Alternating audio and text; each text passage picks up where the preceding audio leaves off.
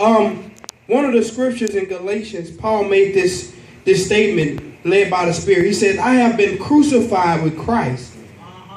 It is no longer I who live, but Christ live in me. And the life which I now live, I live in the flesh. I live by faith in the Son of God who loved me and gave himself for me. So Paul was at a point saying, you know what? My life is in Christ. The life I live now is in Christ. Thank you, Lord. So I'm just giving you some history about Paul. But one thing you got to know about Paul, before he knew Christ, Paul was so zealous in persecuting the church. That's right. We know him. He was zealous in opposing the gospel. Yeah.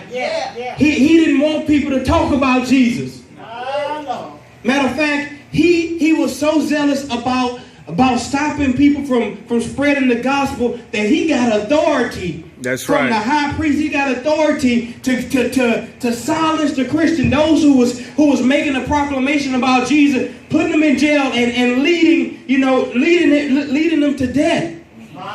He was zealous about this.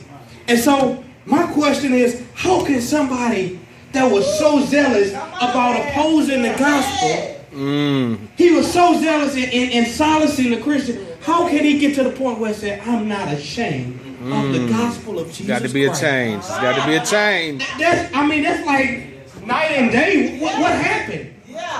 So the question is, how can we get to the point where we are making a declaration? I'm unashamed. I'm not ashamed of the gospel of Jesus Christ. And I believe we all got to get to that point. Because if we don't, then we can't reach the lost. Help them get saved.